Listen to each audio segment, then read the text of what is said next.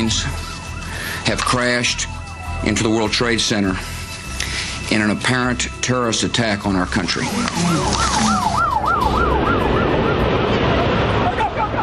The images, the horror, the reality. The moment the U.S. changed forever. This is a federal building here, all right?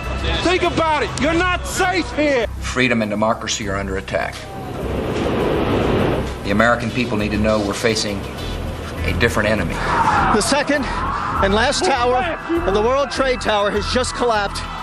It is about 10:30 Eastern Time.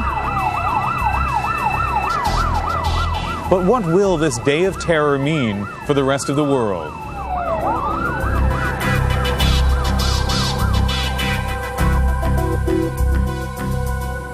Hello, I'm Ian Hanomansing in Vancouver.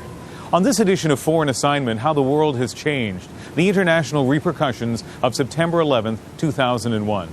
There is little doubt life will never be the same in the United States. Vulnerability has come to the shores of a once seemingly untouchable superpower. Countless families are racked by grief. A world-famous skyline has changed forever. Airports and borders are under heightened security.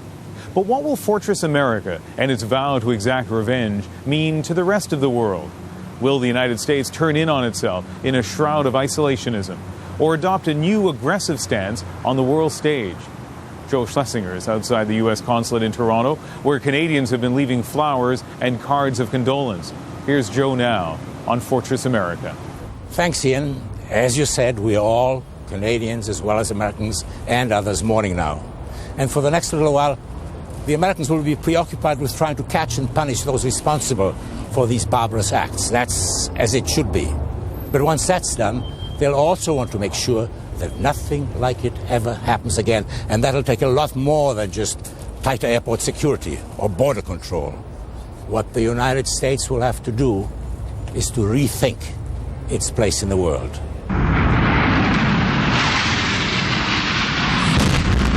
Until the awful events of Tuesday morning, Americans thought they were immune to the quarrels of lesser nations, and their country largely invulnerable to harm from the infinitely less powerful forces of others. That notion, that self-assurance, lies buried in the rubble of the World Trade Center. It's not that the breaching of the walls of the Pentagon has weakened American power or broken the will of the American people.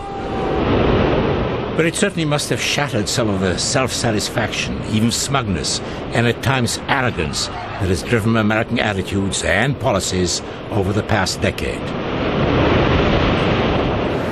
It started, of course, with the fall of communism and the end of superpower confrontation and competition,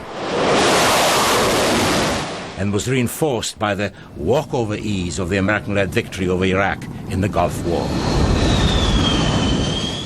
Since then, American presidents, freed from the limited choices of the Cold War menu, have been using their role as the leaders of the world's one and only superpower as a salad bar, choosing heavy on the dressing, light on the roughage, whatever they liked, whenever they liked. And that gave them an appetite for the free or rather risk-free lunch. Much of American foreign policy has been driven by an aversion to risk, to American casualties, to GIs coming home in body bags. That can best be seen in the inconsistencies of U.S. military interventions. In Somalia, it was hit the beach and, after 18 Americans were killed, run. In Rwanda, the Americans and the rest of us too just passed and let the genocide play itself out. In Bosnia, they dawdled.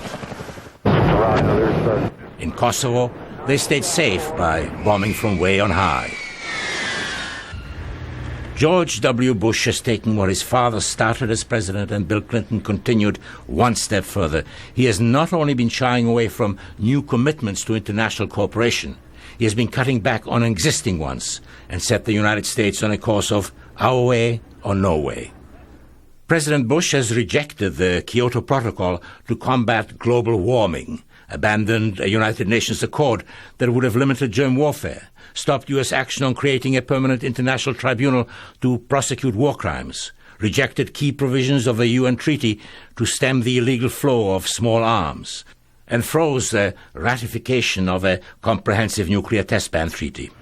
But the cornerstone of Bush's plan for America is the abolition of the ABM Treaty, the anti-ballistic missile pact that has been one of the pillars of nuclear arms control. Make no mistake about it, I think it's important to move beyond the ABM treaty. Moving beyond the ABM Treaty means building an anti-missile shield to protect the United States from missiles launched by so-called rogue states. Critics have pointed out that the system could easily be bypassed by other means.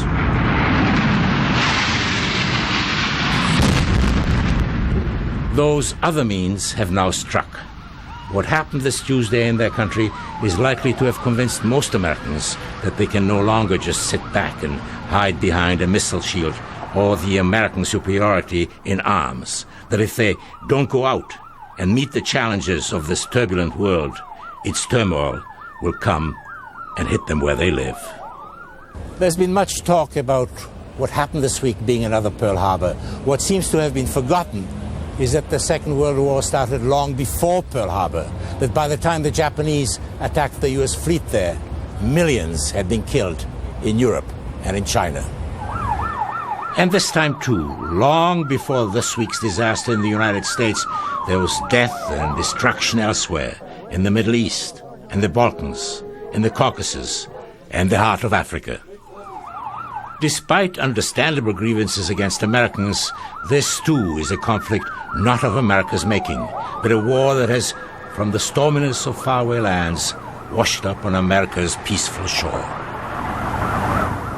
The question now is whether Americans will once again rise to the challenge and go beyond just punishing the perpetrators, to struggle, as they did 60 years ago during the Second World War, to make the world safe for democracy, or whether they'll stay mired, as they seem to have been recently, trying to make the comforts and privileges of American democracy safe from the turbulence and miseries of the rest of the world. And that, I think, Ian, is how 10, 20 years from now, the world will judge this week's horrific tragedy. Thanks, Joe. Next, we'll go to a part of the world that nervously waits to see what kind of new America emerges, the Middle East.